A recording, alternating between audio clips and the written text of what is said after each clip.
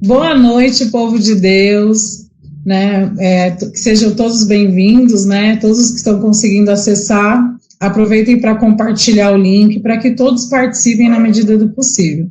E para a gente começar o nosso culto de adoração, onde você estiver agora, espírito de reverência, nós iremos orar ao nosso Deus. Querido Jesus, muitíssimo obrigado por mais um dia que o Senhor nos deu, por mais essa semana que está começando, meu Deus.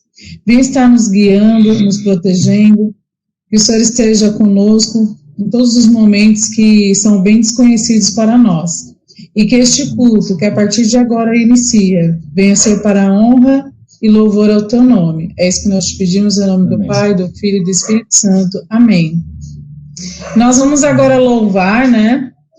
E que você, onde você estiver neste momento, que você adore ao Deus através deste louvor, que é uma maneira também de nós agradecermos a Ele por tanta bondade e amor.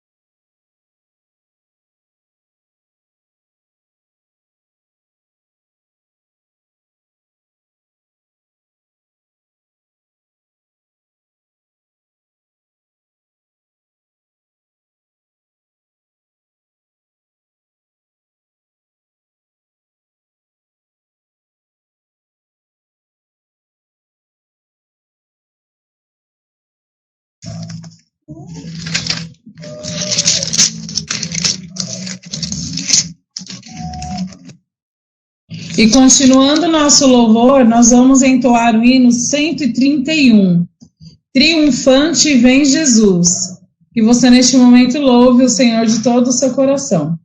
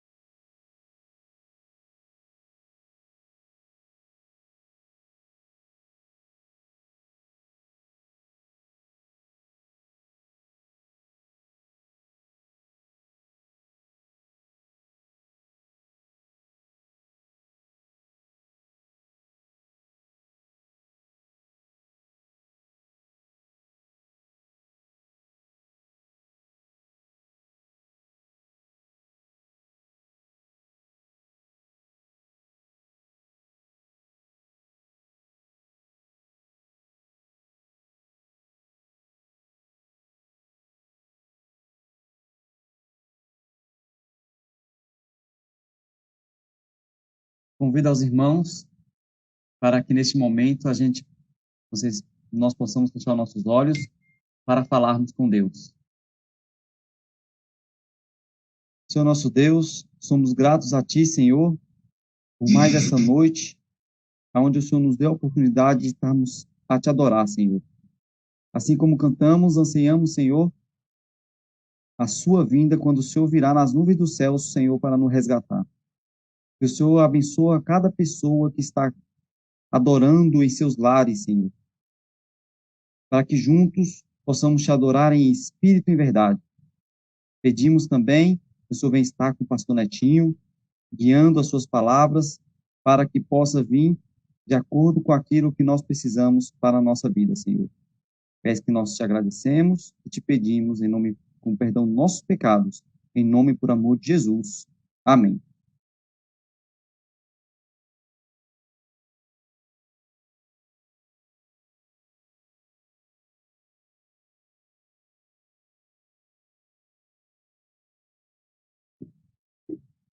Amém.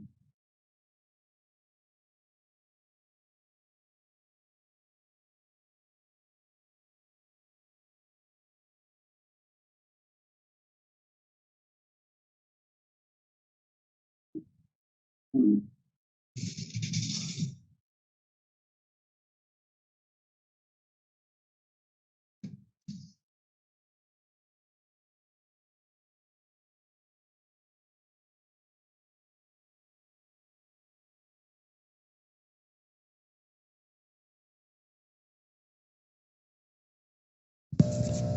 Saudação, igreja! Tô de volta depois de um longo período de férias. Eu espero que vocês tenham sentido saudades dos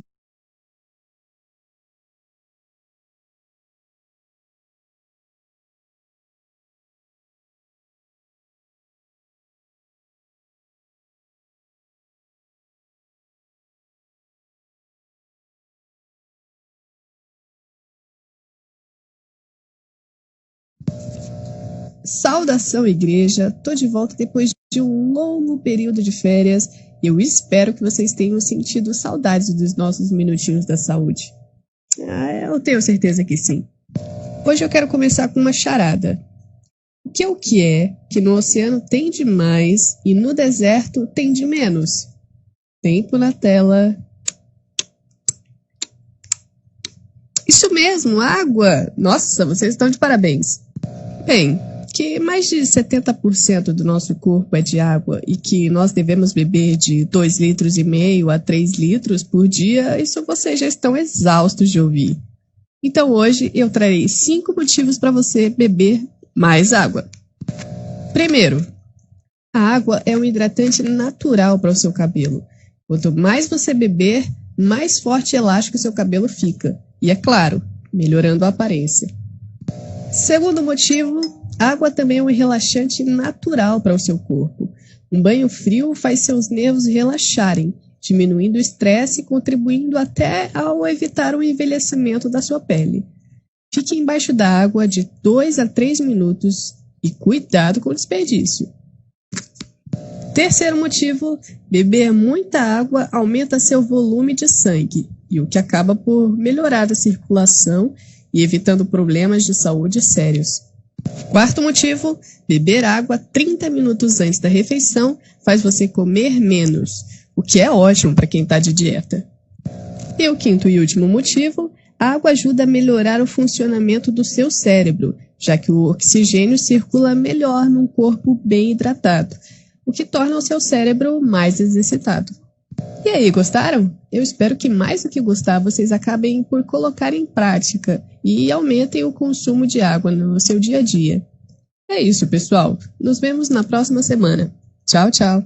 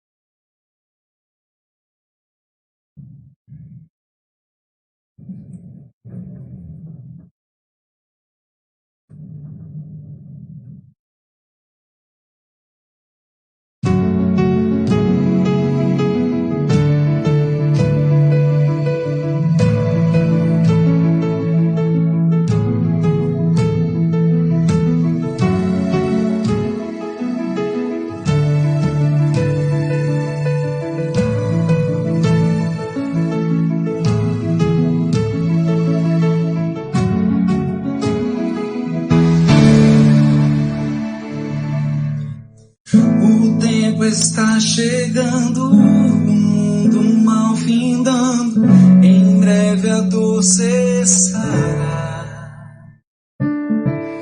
Oh, coração, não chore, ainda que Deus demore, sua promessa Ele cumprirá. Quero fortalecer a minha fé para estar naquele dia de pé e cantar com o santo. Este é o nosso Deus, em quem nós esperávamos,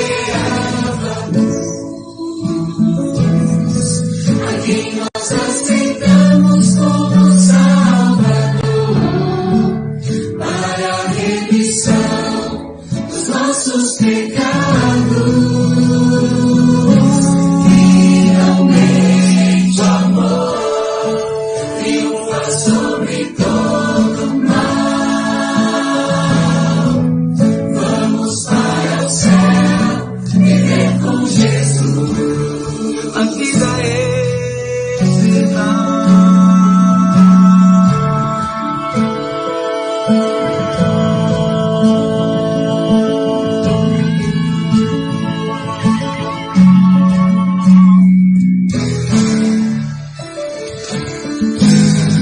Espero aquele dia de imensa alegria, quando o céu se abrirá.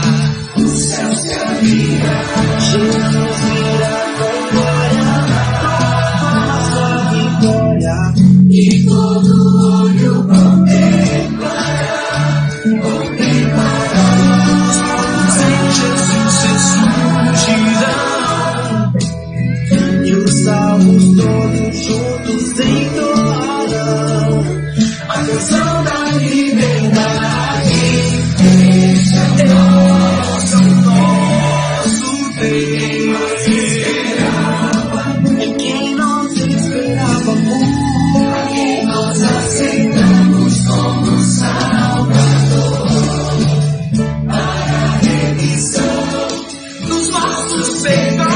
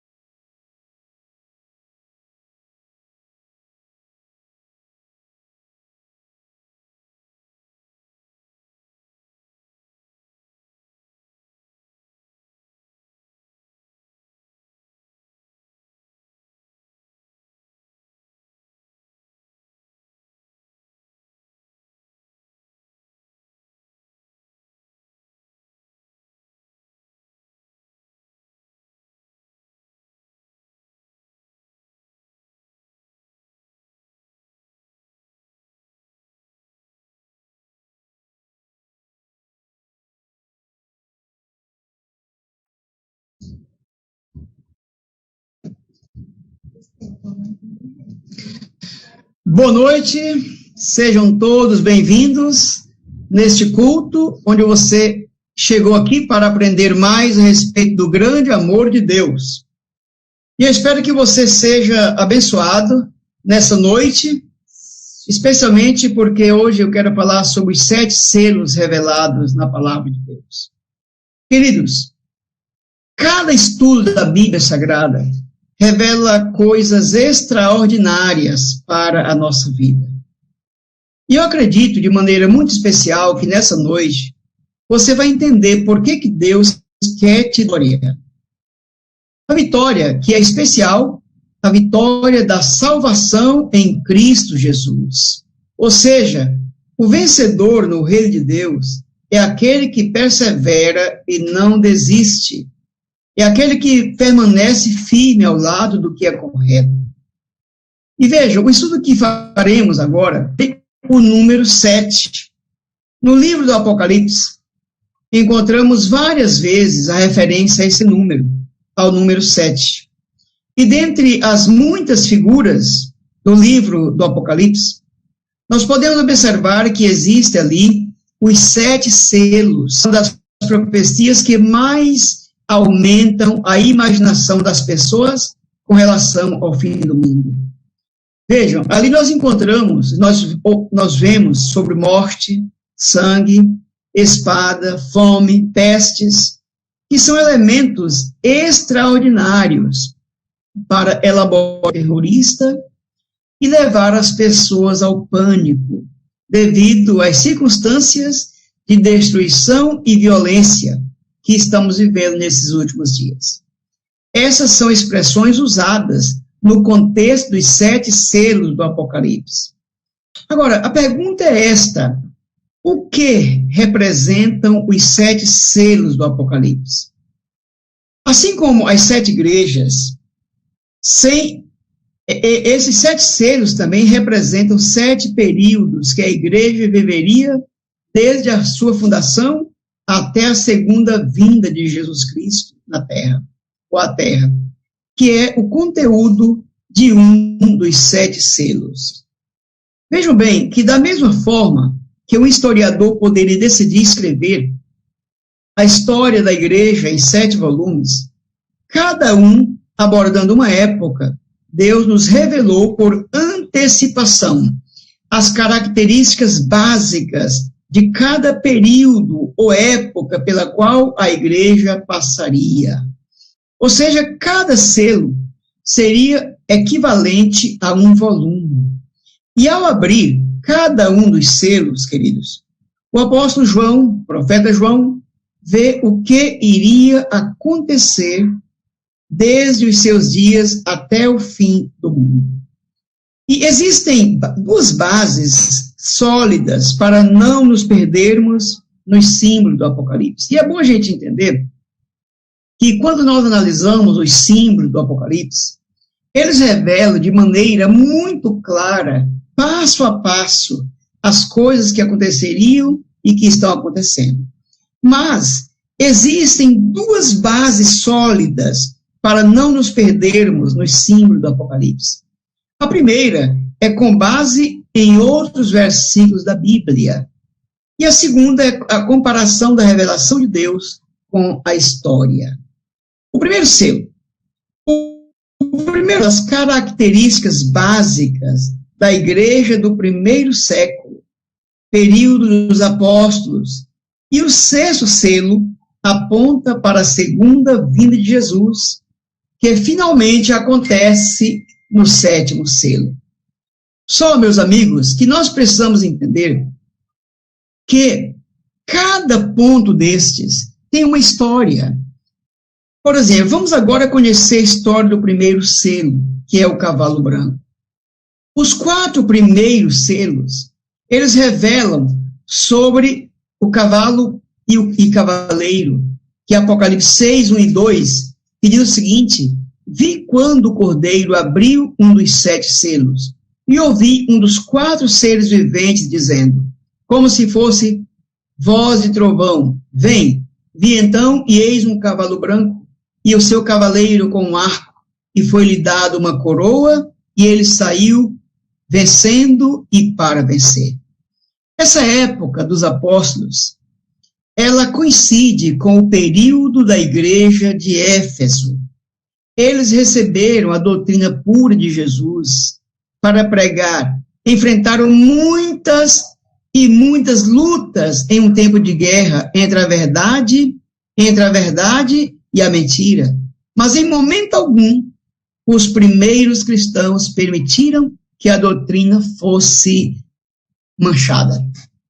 Hoje eu estou falando para pessoas que estão participando deste culto, que também estão enfrentando momentos difíceis, momentos de dificuldade. Muitas vezes as pessoas quase que desanimam. Só que você não pode desanimar, porque Deus sempre está pronto a te defender nas horas mais difíceis da vida. E quando falamos sobre o primeiro selo, sabemos que foi um período de grandes vitórias espirituais, como no dia de Pentecostes, quando 3.000 foram batizadas.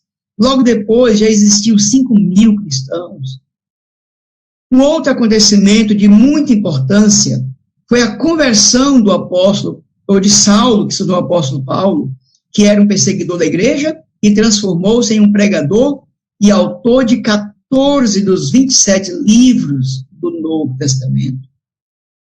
Ele foi um dos grandes responsáveis para que o evangelho fosse pregado ou levado a todo mundo. Essa era a pregação na época do cavalo branco. E essa doutrina pura de Jesus é aquela que está estampada em toda a Bíblia. Toda a Bíblia Sagrada revela para nós uma qualidade essencial de pureza. A Bíblia, queridos. A Bíblia é quem nos apresenta a verdade. Hoje em dia, existe muita opinião pessoal quando o assunto é a verdade bíblica, mas essas opiniões não podem ficar acima do que a Bíblia diz. Precisamos, amigos, voltar ao tempo do cavalo branco, quando apenas a verdade era pregada sem interesses pessoais ou questões políticas por trás, motivando no que é que a igreja deve ou não acreditar. Esse primeiro selo que revela a história da primeira igreja é algo, mas muito importante para compreendermos e colocarmos em prática essas verdades de Deus. Quando vem o segundo selo, que é o cavalo vermelho, vemos que o segundo selo marca um período totalmente diferente. Quando abriu o segundo selo, que o segundo ser vivente, dizendo, vem, e saiu o outro cavalo vermelho, e ao seu cavaleiro foi-lhe dado tirar a paz da terra, para que os homens se matassem uns aos outros. E também lhe foi dado, olha que coisa impressionante, foi-lhe dado uma grande espada. Está em Apocalipse 6, 3 e 4. A cor vermelha, meus irmãos, a cor vermelha e os símbolos desse selo falam sobre o derramamento de sangue. Esse foi um período marcado por perseguições do Império Romano contra os cristãos que preferiam morrer a ter que renunciar à fidelidade a Deus e à sua palavra. O período desse selo começa com a morte do último apóstolo, o último discípulo, João, no final do primeiro século, e vai até o ano 313, quando o imperador Constantino assina em Milão o Edito de Tolerância. Esse é o mesmo período que corresponde à igreja de Esmirna. Sim, amigos, este é o segundo selo. O terceiro selo traz para nós o cavalo preto. O cavalo preto, logo em seguida, diz a Bíblia Sagrada, vem o terceiro cavalo, diz o Apocalipse, em Apocalipse 6, 5 e 6, abriu o terceiro selo, ouvi o terceiro ser vivente dizendo, vem. Então vi e eis um cavalo preto, e o seu cavaleiro com uma balança na mão. E ouvi uma como que voz no meio dos 4 seres viventes, dizendo, uma medida de trigo por 1 denário, 3 medidas de cevada por 1 denário, e não danifiques o azeite e o vinho. Muitas vezes, você e eu podemos ler esse texto, e às vezes não fica claro esta verdade, mas nós precisamos entender que o livro de Apocalipse é um livro totalmente profético, um livro simbólico, e que revela para nós verdades essenciais que estão escondidas nesses símbolos, queridos. Vejam bem que a igreja que enfrentou lutas para manter a pureza de suas doutrinas e que viu ser derramado sangue de muitos fiéis por não anunciarem ou por não renunciarem à fidelidade, agora é representada por preto, o oposto do branco. O preto representa aqui as trevas por causa do pecado e do afastamento das verdades de Deus. A igreja que era pura contaminou-se com uma montanha de tradições e costumes pagãos. Com a queda do Império Romano, a figura dos imperadores desapareceu e agora surge uma outra situação. Surge a figura do bispo de Roma como o detentor do poder político, do poder espiritual e do poder social. O período do cavalo preto, queridos, marca o tempo que vai do início da Idade Média. Do início da Idade Média, queridos amigos, e a balança na mão do cavaleiro representa o espírito de comércio, o materialismo que estaria entrando na igreja. Um denário aqui era o salário de um dia de trabalho, o salário de um trabalhador por dia, com o qual se compraria apenas 654 gramas de trigo, ou menos de 2 quilos de cevada. Eles comprariam com um denário 1.962 gramas de cevada com o dinheiro de um denário. Isso aqui é o símbolo da grande escassez da palavra de Deus, proibida nesse tempo, que produziu fome espiritual entre as pessoas. Muitas doutrinas bíblicas foram deixadas de lado, sendo substituídas por doutrinas pagãs, na qual as pessoas adoravam ao Deus Sol e não ao Deus verdadeiro, Criador dos céus e da terra. Nesta época, queridos, Constantino emite a lei dominical, a mais antiga que se conhece. Ele instituiu por decreto o domingo como sendo o dia do Senhor, ao invés do sábado bíblico.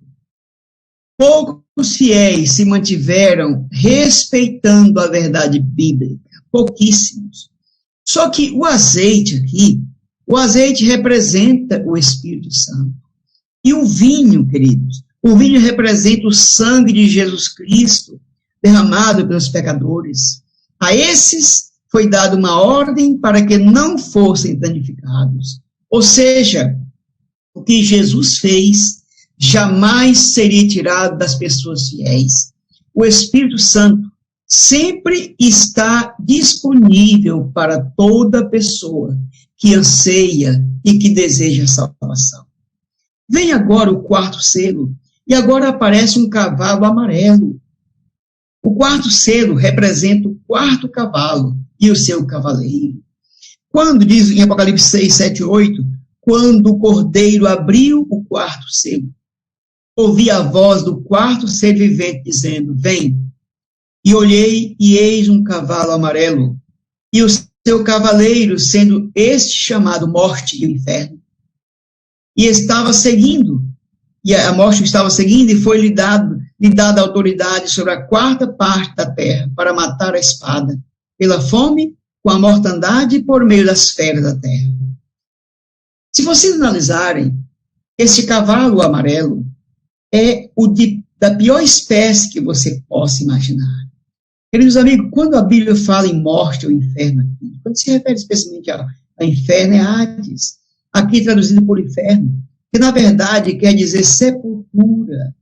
A visão do cavalo amarelo simboliza o período no qual se consumou a degradação da igreja cristã. E essa degradação, queridos, teve início no período simbolizado pelo cavalo vermelho, e acentuou-se com o cavalo preto, e tornou-se terrível com o cavalo amarelo. Porque essa cor amarela não é um amarelo normal, é um amarelo pálido, onde não demonstra ter vida. Por isso é que esse período, que começou no ano 538, com o decreto de Justiniano, ele foi até o ano de 1517.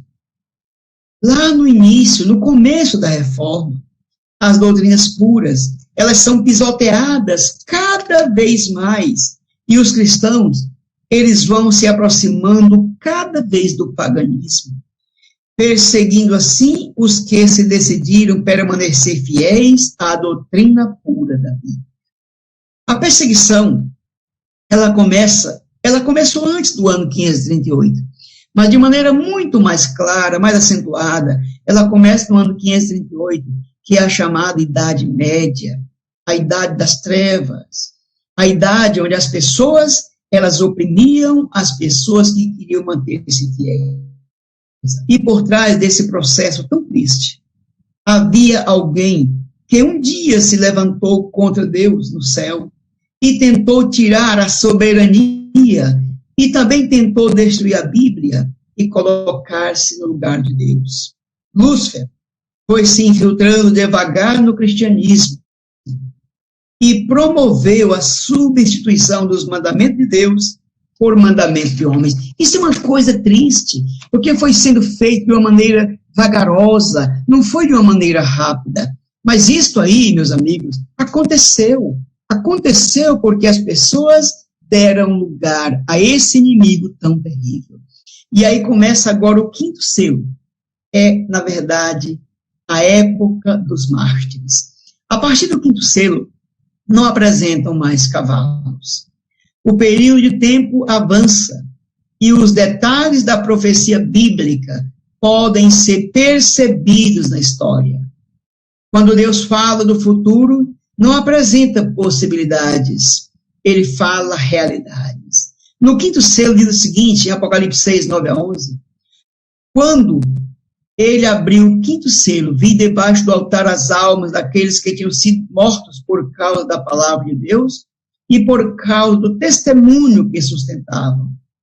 Clamaram em grande voz, dizendo, até quando, ó soberano Senhor, santo e verdadeiro, não julgas nem vingas o nosso sangue, dos que habitam sobre a terra? Então, a cada um deles foi dada uma vestidura branca e lhes disseram que repousasse ainda por pouco tempo. Até que também se completasse o número dos seus conservos e seus irmãos que iam ser mortos, como igualmente eles foram. Então vejam que agora o quinto selo, ele já muda estratégia. Porque, amigos, vejam aí que o símbolo é muito claro. O sangue dos que morreram por causa de sua fé, os que não aceitaram o erro, que se misturou com a verdade bíblica, é derramado como sacrifício ao pé do altar. Esse sangue, simbolicamente, clama a Deus, como fez o sangue de Abel, quando foi assassinado por seu irmão Caim. Caim, ali, ao derramar o sangue de Abel, o sangue dele clamava. E vejam que as vestes brancas simbolizam a dignidade da justiça de Cristo, que eles têm direito. E aqui eu quero dizer uma palavrinha para você, meu irmão, que você e eu, se permanecermos firmes nos caminhos de Deus, nós também receberemos essas vestiduras brancas. Mas lembre ainda que, embora tivessem recebido a vitória em Cristo ou de Cristo, deveriam descansar na tumba, na sepultura, um pouco mais, até que Jesus venha e lhes dê a recompensa. O quinto selo, meus amigos, vai do ano 1517 até o ano 1755. Agora surge o sexto selo, o penúltimo selo de Apocalipse. E aí apresenta agora os sinais da volta de Jesus. Os outros dois selos ainda precisam ser abertos. Agora é o sexto selo, que começa com sinais na natureza e termina com a volta de Jesus. Acompanhe a leitura desse texto comigo, amigo. Em Apocalipse 6, 12 e 13. Diz o seguinte: vi quando o Cordeiro abriu o sexto selo, e sobreveio grande terremoto. O sol se tornou negro como saco de crime. A lua toda como sangue. As estrelas do céu caíam pela terra, como a figueira, quando abalada por vento forte, deixa cair os seus figos verdes. Então vejam que esse sexto selo, ele traz uma coisa muito impressionante. Mas vejam que esse grande terremoto que a Bíblia fala aí, que o sexto selo fala, é identificado na história como sendo aquele grande terremoto de Lisboa, queridos irmãos, que aconteceu em 1º de novembro de 1705. E também fala do escurecimento do sol, que ocorreu no dia 19 de maio de 1780. Pouco depois do terremoto, nesse dia, queridos, nesse dia, o sol desapareceu por volta das 10 horas da manhã. E naquela mesma noite, que era um dia de lua cheia, a lua se tornou como sangue. Ela veio aparecer por volta das 10 horas da noite, mas sem brilho, como se estivesse sendo derramada em sangue. A chuva das estrelas aconteceu no dia 13 de novembro de 1833. Milhares de estrelas cadentes riscaram o céu com uma chuva. Era ali o cumprimento de mais uma profecia. Esses 4 episódios deram o início para a contagem regressiva que aponta para o fim da história deste velho mundo de pecado. Como um cronômetro que acabou de ser ligado pouco a pouco, o tempo está se esgotando. Amigos, cada dia que se passa, nós estamos mais próximos da volta de Jesus. E o céu, diz o versos 14 ao 17 de Apocalipse 6, e o céu recolheu-se como pergaminho, quando se enrola. Então todos os montes e ilhas foram removidos do seu lugar. Os reis da terra, os grandes, os comandantes, os ricos, os poderosos, e todo escravo e tudo livre, se esconderam nas cavernas e nos penhascos dos montes. E disseram aos montes e aos rochedos: caí sobre nós, e escondei-nos da face daquele que se assenta no trono e da ira do Cordeiro. Chegou o grande dia da ira deles. E quem é que pode suster-se? Quem é que pode aguentar em pé? Quem é que pode aguentar vivo diante de tudo isso que vai acontecer? Ou que está acontecendo na visão que João viu? Sabe, irmãos, diante da segunda vinda de Jesus, aqueles que se ampararam na graça salvadora receberão a vida eterna. Agora, aqueles que se recusaram a receber a salvação em Cristo terão de enfrentar as consequências das suas escolhas. Deus não quer que você sofra mais. Ele não quer que eu sofra mais. Não, Deus não quer isso. Veja a segurança que Deus concede aos seres humanos. Como diz em João 3, 17, 18, diz o seguinte: porquanto Deus enviou seu Filho ao mundo, não para que julgasse o mundo, mas para que o mundo fosse salvo por ele. Quem nele crê não é julgado.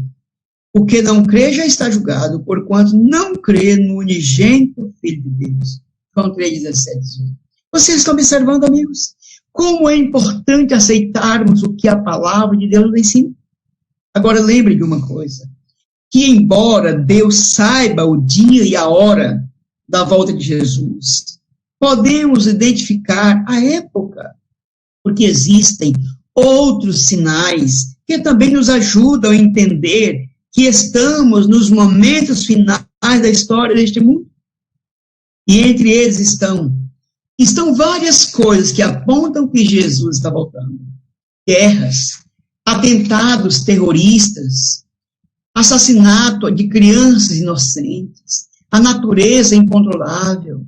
O mundo, de forma geral, está sofrendo terremotos, enchentes, furacões, aumento da temperatura no planeta, doenças, falsidade religiosa, fome, ódio entre as pessoas, indiferença e medo. Lembrem, queridos irmãos, Lembrem disso, que o último sinal que Jesus falou, que indicaria o fim do mundo, é diferente dos nossos. É diferente dos outros.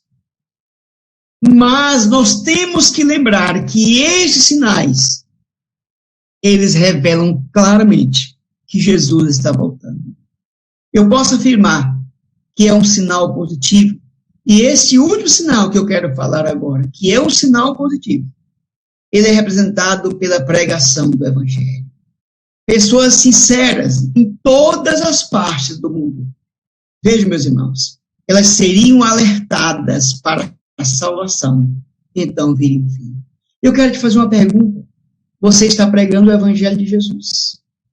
Você está pregando esse Evangelho? Entenda uma coisa, meu querido irmão, meu amigo e minha amiga. Você, neste momento, que está assistindo esse culto, participando deste culto, você está participando porque Deus fez com que você pudesse estar ouvindo essa mensagem, e aí você está entendendo que Deus está te chamando para que você cumpra esta profecia na sua vida. E eu sei que Deus já está fazendo isso com você. Antes de abrir o último selo, Jesus interrompe a profecia no capítulo 7 de Apocalipse e explica quem são os que serão salvos. Diz o profeta João, o apóstolo João, em Apocalipse 7, 2 e 3, vi outro anjo que subiu do nascente do sol, tendo o selo do Deus vivo, e clamou em grande voz aos 4 anjos, aqueles aos quais fora dado fazer danos à terra e ao mar, dizendo, não danifiqueis nem a terra nem o mar, nem as árvores, até selarmos na fronte os servos do nosso Deus. Sim, meus irmãos, meus amigos, esse sinal representa, olha bem, esses decidiram-se por Jesus, diante das destruições que o mundo está prestes a enfrentar. Os filhos fiéis de Deus serão protegidos. Esse grupo estará para sempre com Jesus no céu, porque escolheu colocar Jesus em primeiro lugar em sua vida. E eu quero muito, mas muito, fazer parte desse grupo. E Deus está lhe convidando para ser vitorioso e receber o selo dele, que ele identificará como propriedade do Senhor. E agora eu encerro com o último selo. Em poucas palavras, para encerrarmos a pregação desta noite, eu quero dizer, amigos, no 7º selo, a Bíblia diz que há silêncio no céu. O último selo é aberto, tem Apocalipse 8, versículo 1, que diz, quando o Cordeiro abriu o 7º selo, houve silêncio no céu por cerca de meia hora. Esse silêncio se reproduzirá por ocasião da volta de Jesus. Quando os anjos que louvam a Deus continuamente no céu estarão acompanhando Jesus na busca dos seus filhos aqui na terra. É por isso que haverá silêncio no céu por meia hora, porque todos os anjos deixarão o céu. E aí o céu permanecerá em silêncio por meia hora, porque os anjos de Deus irão nos buscar. Os anjos de Deus vão nos tomar para nos levar para o céu. Jesus está chegando, queridos. Ele vem vencendo e para vencer. Falta pouco tempo, para que o silêncio no céu aconteça. E você? E você, o que quer fazer? Você quer preparar-se para o encontro com Jesus Cristo? Se essa for a sua decisão, se essa for a vontade do seu coração, você precisa realmente assumir um compromisso com Jesus de fidelidade. Você precisa sim. E você pode dizer, meus amigos, como a história está dizendo que Jesus está voltando, você pode dizer sim, Senhor Deus, eu quero neste momento fazer parte do teu povo, que o Senhor Jesus vai voltar. Ele vai voltar com toda a sua comitiva de anjos, porque vencendo vem Jesus para os levar deste mundo para a eternidade. Eu te pergunto nesta hora, você deseja estar com Jesus? Você deseja estar entre os vencedores? Se você deseja, saiba que todos esses selos já quase todos já se cumpriram. O sexto está se cumprindo e o último se cumprirá em breve. E que você e eu sejamos salvos, prontos para vivermos com Cristo cada dia. É o meu desejo nesta noite. Amém. Que Deus te abençoe. Amém.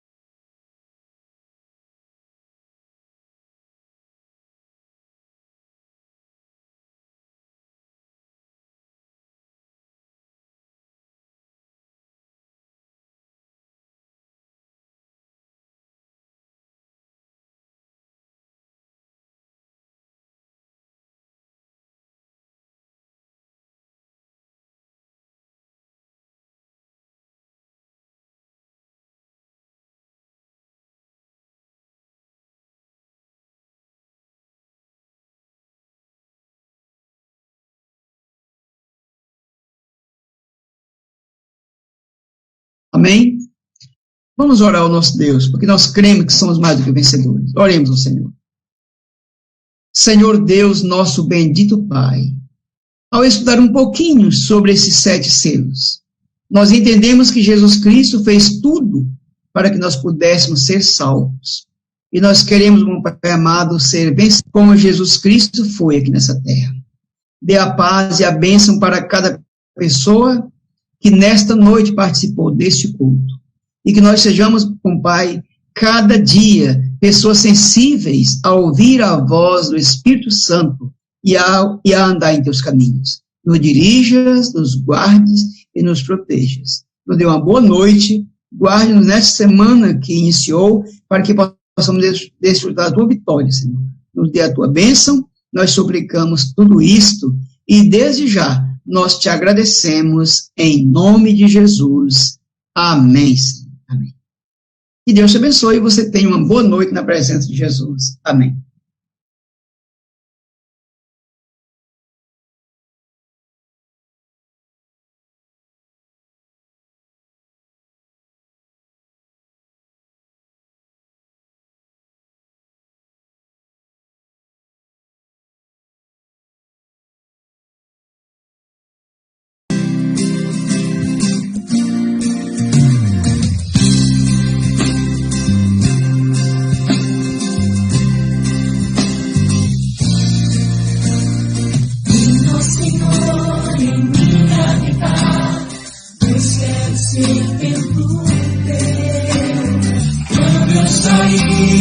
desse lugar que Jesus permaneça em mim. Permaneça em mim. Permaneça em mim. Permaneça em mim, meu Senhor, permaneça em mim. Venha, Senhor, em mim habitar, pois quero ser dentro teu. Quando eu sair desse lugar que Jesus permaneça em mim.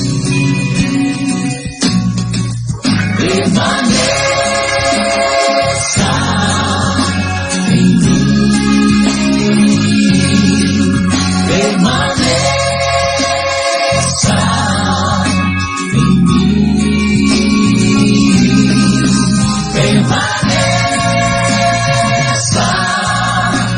em mim, meu Senhor, permaneça em mim.